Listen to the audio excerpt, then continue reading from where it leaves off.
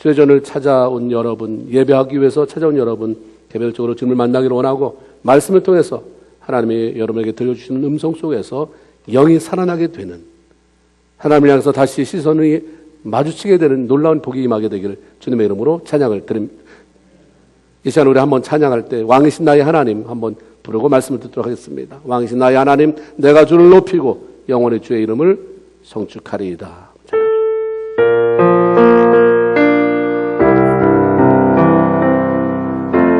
왕이신 나의 하나님, 왕이신 나의 하나님, 내가 주를 높이고 영원히 주의 이름을 성축하리. 한 번만 더 생각할까요? 왕이신 나의 하나님, 왕이신 나의 하나님, 내가 주를 높이고 영원히 주의 이름을 성축하리이다.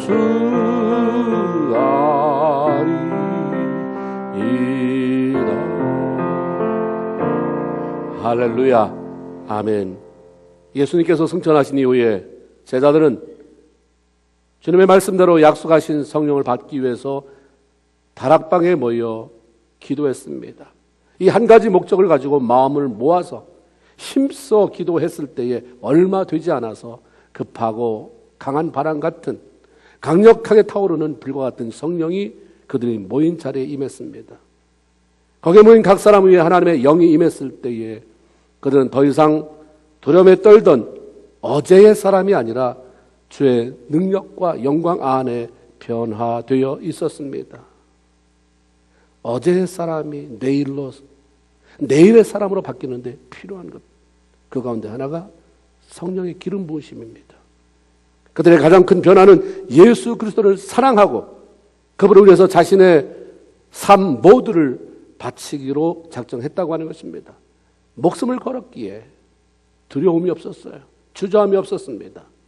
숨어 지내던 사람들이 당당하게 나와서 복음을 전했고 그것을 듣던 사람들이 놀라면서도 그들이 세술에 취했다고 조롱을 했습니다. 제자들의 행동이 정상적인 사람으로서 정상적인 정신을 가지고는 할 수 없고 뭔가 취해야 가능한 용기 있는 행동이었기 때문입니다. 예수님께서 신성 모독 죄로 이단 괴수로 십자가에 처형된 지 얼마 되지 않은 시점에서 수많은 대중들 앞에 나와서 공개적으로 예수의 이름을 찬양하고 전한다고 하는 것은 여전히 위태로운 일이었습니다. 그래서 성령이 임하시니까 그들이 그렇게 했습니다. 성령께서 그들에게 힘과 능력을 부어주셨기 때문입니다. 예수님께 죽을 죄를 졌다고 생각한 3번씩이나 예수님을 배신해서 늘 괴로워했던 베드로, 그도 더 이상 자신의 과거에 매이지 않고 당당히 대중들 앞에 나가서 복음을 전했습니다.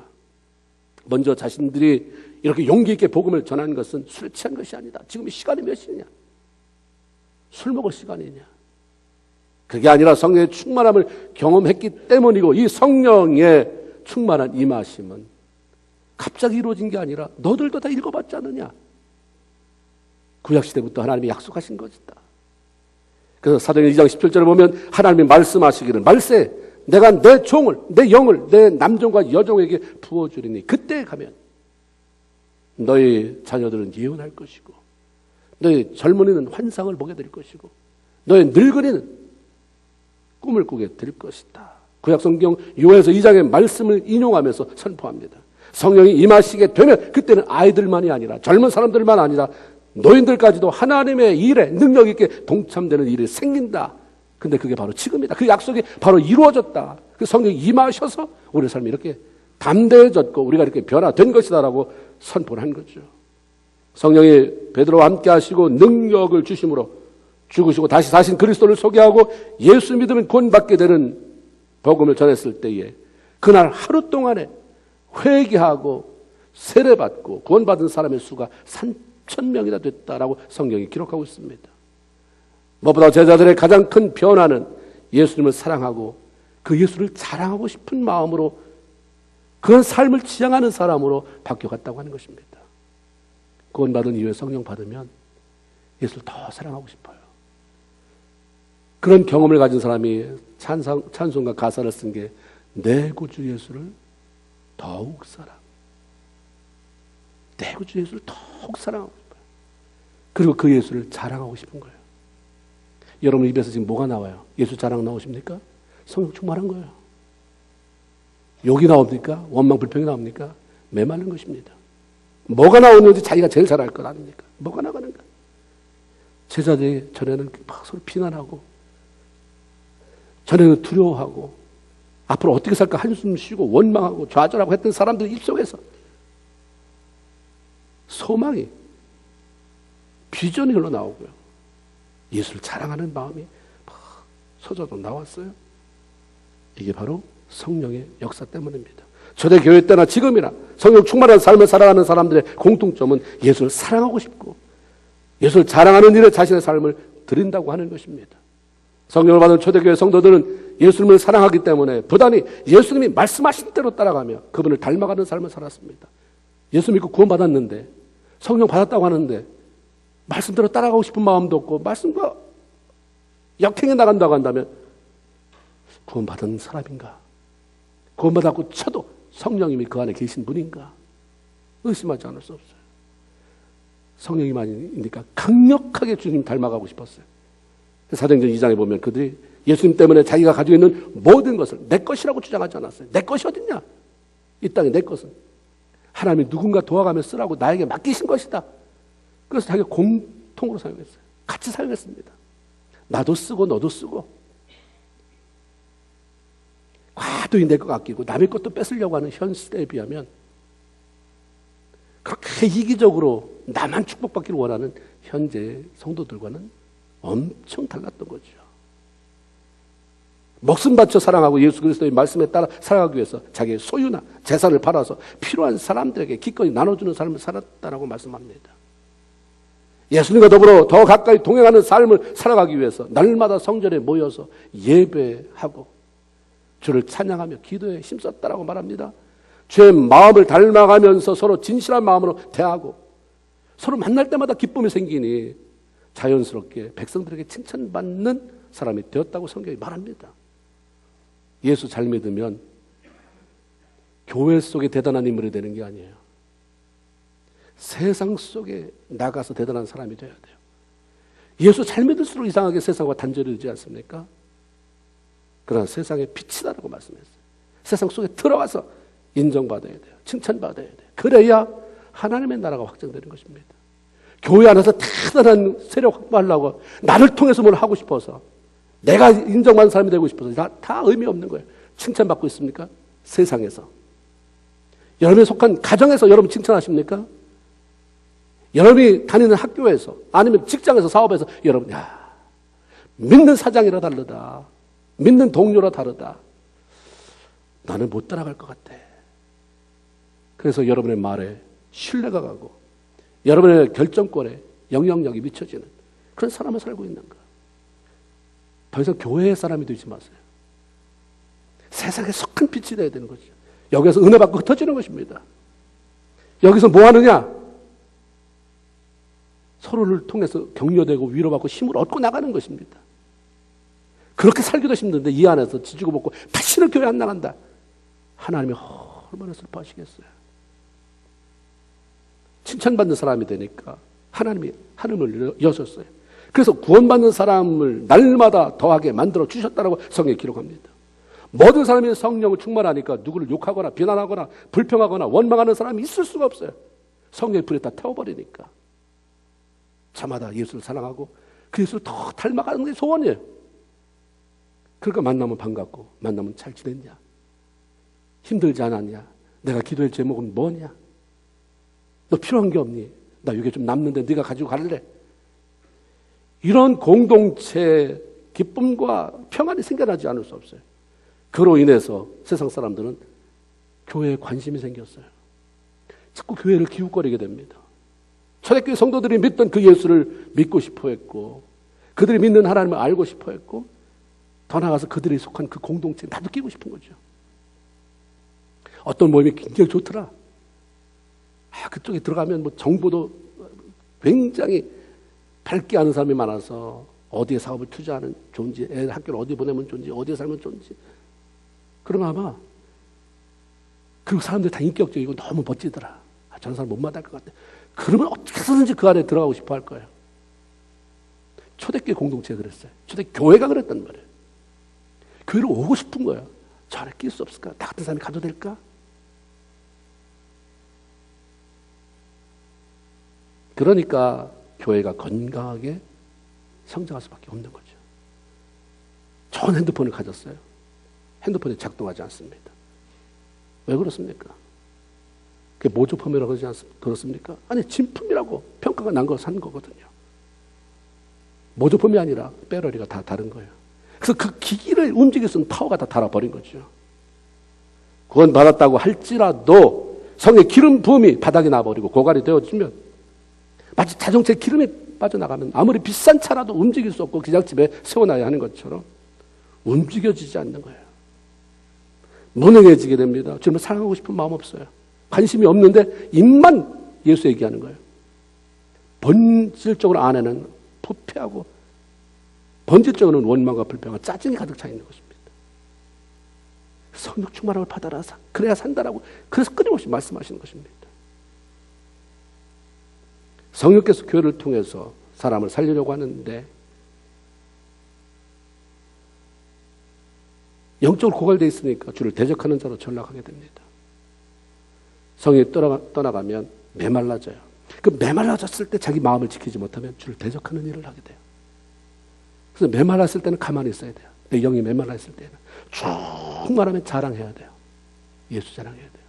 그 사람이 충만한 경험을 별로 못하는 것 같아요. 메말랐을 때 입을 벌리니까 다 죽이는 거예요, 사람을. 메마른 사람의 입에서 무슨 말이 나오겠습니까? 여러분 영이 메마를 때는 아이들 야단도 치지 마세요.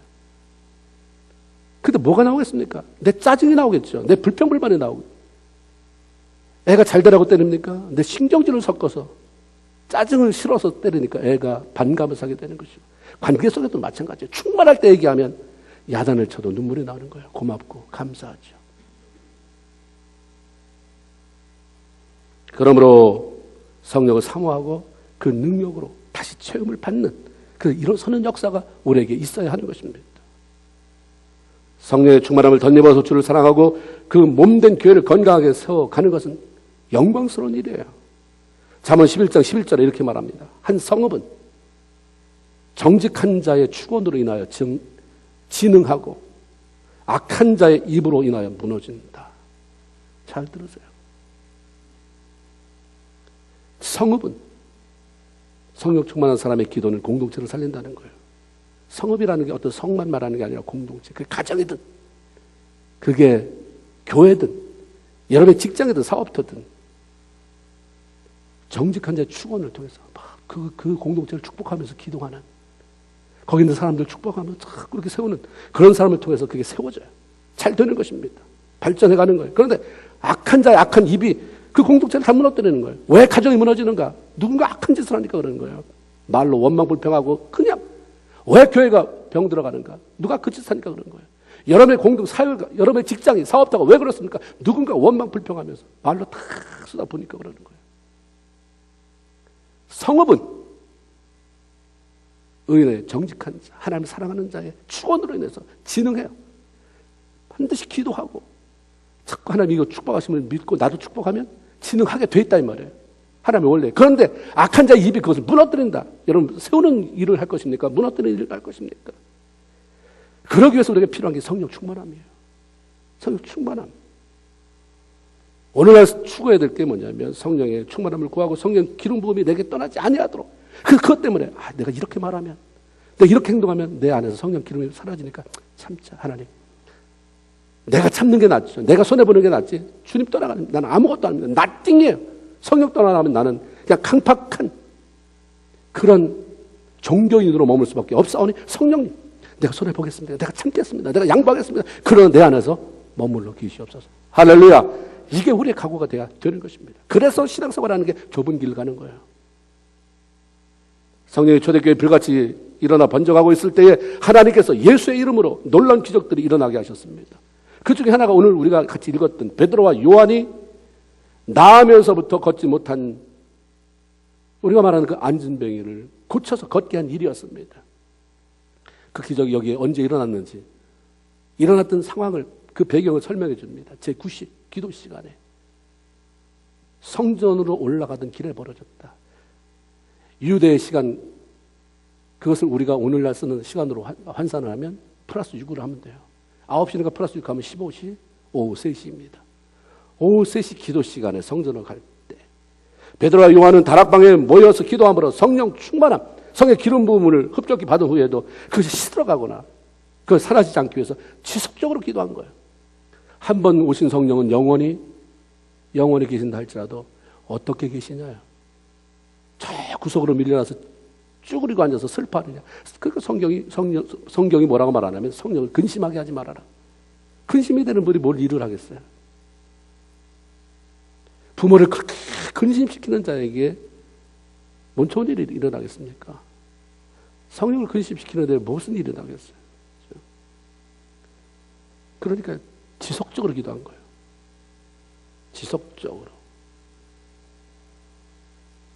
지속적으로 기도하니까 하나님이 일하시잖아요.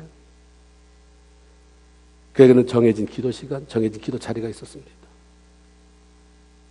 그러니까 여전히 심령에 불꽃이 타올랐고 성령의 음성에 민감할 수 있었어요. 성전으로 들어가고 있는데 미문에 있었어요. 그 사람은 매일 나왔다고 그랬어요. 그걸 구걸해 먹고 사니까. 그 문으로 베드로와 요한도 매일 들어가서 정한 시간에 기도했을 거 아니에요. 이날은 성령이 민감하게 말씀하셨으니까 일이 벌어진 거예요. 성령의 음성이, 성령의 감동이, 너 저 사람 한번 치유하라. 감동이 온 거죠. 그 감동을 받고 성령께서 일하실 거라고 하는 자신감이 있었기에 담대히 구걸하는 사람을 주목하면서 그에게 나가서 나를 좀 쳐다봐라. 우리를 한번 좀 바라봐라라고 말을 걸을 수 있었던 것입니다. 구약에 나오는 다니엘을 여러분이 잘 아실 것입니다. 포로를 끌려가서 바벨론에서 메데 바사 페르시아로 이어지는 그런 긴 과정 속에서 계속해서 총리로서 승승장구했던 인물입니다. 그 사람의 삶의 특징이 뭐냐면 전에 하던 대로 하루에 3번씩 무릎 꿇고 기도하여 하나님께 감사. 이게 그 인생의 특징이에요. 전에 하던 대로 하루에 3번씩 무릎 꿇고 하나님 앞에 기도하며 감사. 그런 기도가 있었으니까 바벨론의 포로로 끌려갔음에도 불구하고 왕 다음에 이방인으로 왕 다음에 권자를 차지할 수 있었습니다. 그런 기도가 있었기 때문에 자기를 시기하는 사람들의 모함으로 사자굴 속에 던져졌음에도 불구하고 하나님의 보내심을 받고 온 천사가 사자의 입을 막아서 그를 물지 못하게 하고 살아나게 되는 기적을 경험할 수 있었던 것입니다. 성령 안에서 전에 하던 대로의 기도, 늘 해오던 기도가 있어야 담대할 수 있고 주께서 천사를 통해 성령을 통해 일하시는 놀라운 경험도 우리가 할 수 있는 것입니다.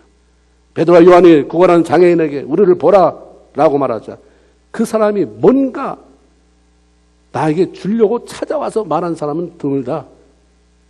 말없이 던져주거나 아니면 지나갔는데 나한테 말을 시키네. 거지한테 뭔가 많이 주려나 보다. 얼른 고개를 들어 바라보잖아요.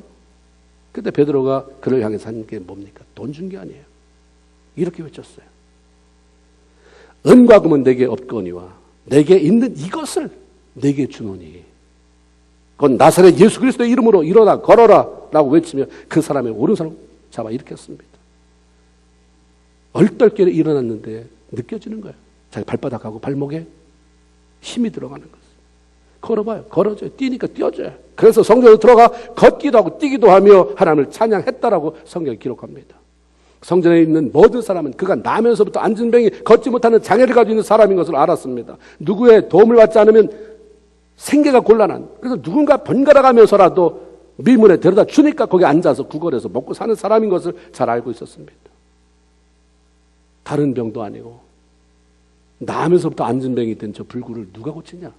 저 하늘에 내린 벌이다. 그러니까 하나님이 고치지 않으면 이건 소망이 없다. 잘 알고 있었어요. 근데 그 고침을 받았거든요.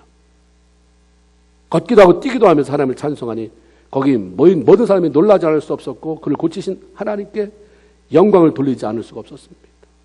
하나님이 하셨구나. 우리를 통해서 하나님께서 지금도 살아계시고 일하고 계시다는 사실을 드러낼 수가 있다면 그것은 하나님이 굉장히 영광을 받으시는 것입니다. 여러분의 삶 때문에 저 사람을 보니까 하나님이 살아계시다.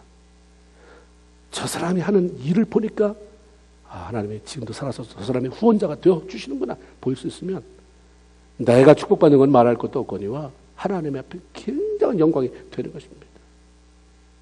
사업이 잘 된다 못 된다는 두 번째, 중요한 건 내 삶을 통해서 하나님이 살아계심이 드러나는가, 하나님이 살아계심이 보여지는 거예요.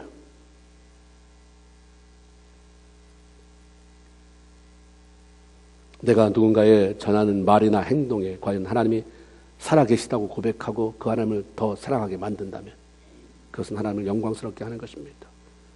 그런데 나 때문에 너 그런 하나님 왜 믿는데? 너 그런데 왜 그 교회 왜 다녀?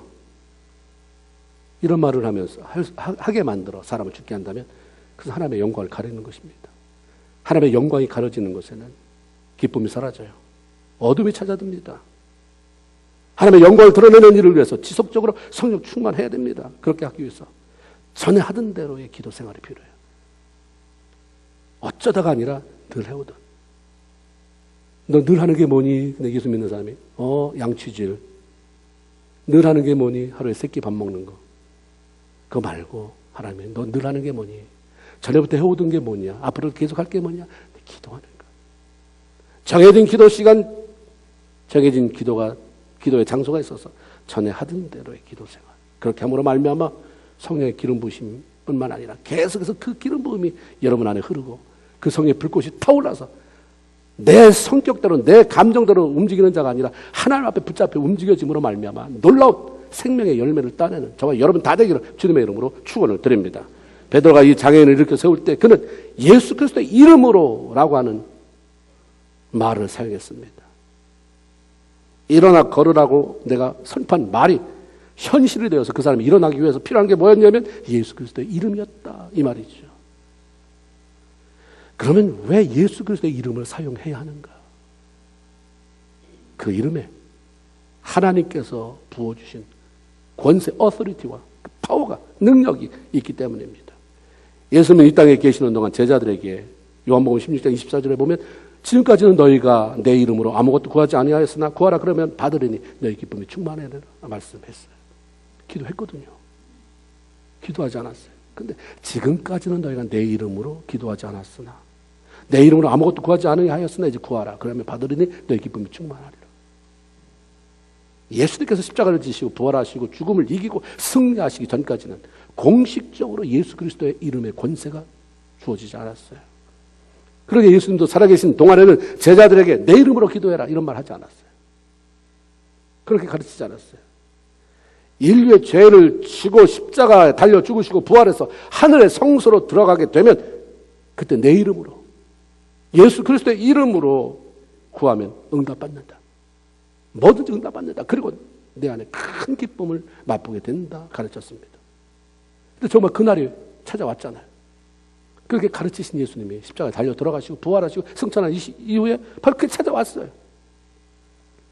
사도 바울의 에베소서에서 그걸 이렇게 설명해 줘요.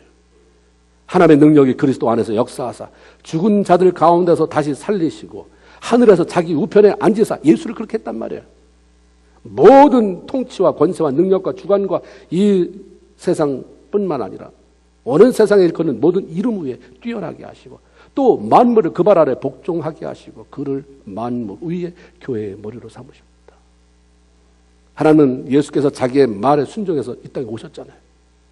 인류의 죄를 대신 지기 위해서 이 땅에 오셔서 큰 영광을 누려도 현찮는 분이 십자가를 지고 수치스럽게 죽으셨어요. 3일 만에 부활해서 하늘에 오르셨을 때 그분에게 모든 걸 다 쏟아부은 거예요. 예수의 이름을 모든 것 위에 뛰어나게 하시고 만물이 그 발 아래 복종하게 하셨습니다. 그 이후부터는 하나님께서 주신 권세로 인해서 그분이 말씀하시면 그 어떤 것도 복종하지 않을 수가 없는 것입니다. 그리고 예수를 자신의 주요 구원자로 고백하는 믿는 사람들에게는 예수 그리스도의 이름을 사용할 수 있는 판권을 내어주신 것입니다. 아무나가 아니에요. 이 땅에서도 어떤 판권이 계약 맺은 사람한테, 카피라이터도 계약이 된 사람에게 주어지잖아요. 예수의 이름은 아무나 쓰는 게 아니에요. 믿고 구원받은 사람이 사용하는 거예요. 그냥 freely use. 자유롭게 사용해라. 마음껏 사용해라. 그 요한복음 14장 14절에 보면 내 이름으로 이제 무엇이든지 구하면 내가 시행하리니 말씀처럼 예수의 이름을 사용하여 구할 때 성령을 통해서 그것이 이루어지게 되는 거죠. 예수의 이름으로 선포할 때 어떤 일이 일어나는가? 가장 귀한 것은 예수의 이름으로 구원을 받게 된다는 것이에요. 로마서 10장 13절 누구든지 주의 이름을 부르는 자는 뭘 받으리라? 구원을 얻으리라. 예수 이름을 부르는 자는. 사도행전 4장 12절 다른 이로서는 구원을 얻을 수 없나니 천하 인간의 구원을 얻을 만한 다른 이름은 우리에게 주신 적이 한 번도 없다라고 주님이 말씀하십니다. 그럼 그렇게 말하잖아요. 누구 마음대로. 예수 믿으니까 성경이니까 성경 이렇게 말을 해야지. 다른 데는 자기 나름대로 또 구원이 있다고 말하는데 어떤 게 진짜인지 가짜인지는 누가 판별하느냐. 죽어봐야 알지. Too late. 이 세상의 모든 사람은 절대적인 신의 존재가 있다는 것을 알지요. 그분이 하나님이라는 사실을 알고 있거나 아니면 모르고 있을 뿐이에요. 아는 사람은 하나님 앞에 찾아나와 예배하는 것이고 모르는 사람은 하늘님에게 자기 방법대로 돌 무더기를 쌓든지 아니면 고목나무에 천을 매놓고 아니면 새벽 일찍 일어나서 그 찬물에 목욕 제기하고 지성을 빌든지 표현 방법이 틀리겠죠. 그런데 이 땅에 유일한 신은 하나님 한 분이다. 몰라서 그러는 거지. 하나님이다. 그 하나님이 구원은 오직 예수 그리스도의 이름으로만이라고 우리에게 선포하십니다. 세상의 모든 종교가 평화를 말할 수 있어요. 인권을 말할 수 있습니다. 다 똑같아요. 잘 살자고 착하게 살자고 서로 도와가며 살자고. 그러다 인간의 구원 문제는 그렇지 않아요. 그 자기 마음대로 결정할 수가 없는 것입니다. 무슨 종교를 믿든 결국에 구원에 이르는 길은 같다. 이것은 사탄이 꾸며낸 지상 최대 거짓말이에요. 창조주 하나님은 구원받아 천국에 들어가는 것은 천국의 주인이 정한 법칙에 따라 되는 것인데 천국의 주인이 예수 그리스도 믿지 않으면 안 된다라고 말씀합니다. 인간의 죄를 위해 십자가를 지고 부활하신 예수 그리스도를 믿는 것 외에는 방법이 없다라고 못 박아 놓으셨어요. 타협이 없다라고 말씀합니다. 그래서 예수 그리스도 앞으로 이제 많은 예수 믿는 사람이 순교를 당할 날이 찾아옵니다. 왜? 예수 이름 때문입니다. 너 괜찮다니까 그냥 한 가지만 넌 계속 예수 믿고 예수 안 믿어도 모든 천국에 구원이 있다고 말해. 그럼 천국 간다고 하는데 왜 그걸 고집하냐. 그것 때문에 죽는 거예요. 그러니까 많은 지식 있는 사람이 꼴통이라고 말하는 거예요. 야, 좀 무식하다. 예수 믿는 것은 저래서 안 돼. 그것 때문에 불화가 오잖아요. 조금만 타협하면 얼마나 이 종교 저 종교 타협해서 얼마나 평화를 이루어갈 텐데 너네가 어떻게 예수 외에는 구원이 없다고 말함으로 말미암아 종교 간의 분쟁을 일으키고 이렇게 혼란을 일으키냐. 그러니까 미움이 다 쏟아지는 거죠. 그럼에도 불구하고 하나님은 예수 외에는 구원이 없다. 타협하지 말아라. 마지막 날에 내가 보일 것이다. 말씀하죠. 또한 예수의 이름으로 기도할 때 귀신이 쫓겨나갑니다. 이 땅은 주님이 심판하시기까지 사탄의 영향력권에 있기 때문에 예수 믿어도 순간순간마다 얼마나 악한 영향에 시달리는지. 그래서 주님이 정신 차려라. 깨워라. 기도해라. 너희 대중 마귀가 우는 사자처럼 두루다니며 삼킬자를 찾는다고 말하지 않느냐. 마가복음 16장 17절 18절 믿는 자들에게 이런 표적이 따르리니 저희가 내 이름으로 예수 그리스도의 이름으로 귀신을 쫓아내며 예수 그리스도의 이름으로. 하나님께서 부여하신 권세가 예수의 이름에 있기 때문에 내 이름으로, 즉 예수 그리스도의 이름으로 명령할 때 귀신도 두려워하며 떨며 나가게 되는 것이다 라고 말씀해 주셨어요. 예수의 이름의 권세와 능력으로 해서 성령이 도우십니다. 특별히 예수의 이름으로 기도할 때 치유의 역사가 일어난다. 병든 자가 고쳐진다라고 말씀합니다. 사도행전 4장 10절에 보면 궁금한 거예요. 이거 누가 고쳤냐? 너냐? 누구냐 도대체? 베드로가 아주 클리어하게 말하죠. 너희와 모든 이스라엘 백성들은 알아라. 너희가 십자가에 못 박고 하나님이 죽은 자 가운데서 살리신 나사렛 예수 그리스도의 이름이 이 사람을 건강하게 만들어 너희 앞에 서게 했다.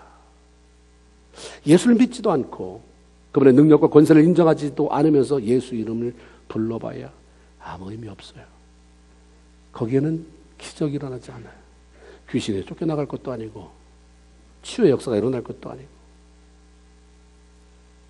바울이 성령의 능력 안에서 하나님의 영광을 일할 때 얼마나 대단한 일이 일어났는지 성경이 말하잖아요. 안수에서 사람이 일어나는 것뿐만 아니라 바울의 몸에서 손수건만 갖다가 앞치마 갖다가, 바울이 텐트 메이커였잖아요. 텐트 쳤으니까, 텐트 만드는 일을 했으니까, 자비랑 선교사였으니까 아마 텐트 만들 때 앞치마를 입었는지 그 앞치마 손수건 갖다가 그냥 병자에다 그냥 얹기만 해도 병이 낫다. 성경이 얘기하고 있어요. 거기 얹기만 해도 귀신이 경련을 일으키며 나갔다라고 얘기합니다. 이것을 옆에서 본 유대 마술사가 너무 신기한 거예요. 왜 저 바울에서 신기한 능력 가지고 공짜로 쓰나? 저건 나한테 있으면 저건 굉장한 돈벌이인데. 그래서 이 마술사가 시험을 하잖아요. 시험 삼아 악귀 들린 자에게 주 예수의 이름을 부르고 이렇게 말해요. 내가 바울이 전파하는 예수의 이름으로 명해서 의지해서 너에게 명하노라. 근데 어떤 결과가 일어났습니까? 귀신이 쫓겨나가기는커녕 그 사람을 대적하고 공격합니다. 사도행전 19장 15절에 악귀가 대답하여 이르되 내가 예수도 알고 내가 바울도 알거니와 너는 누구냐? 너무 아마 여기 악귀 갖다 놓으면 다 알아맞힐 것 같아요. 내가 바울도 알고 내가 예수도 아는데 너는 누구냐 도대체?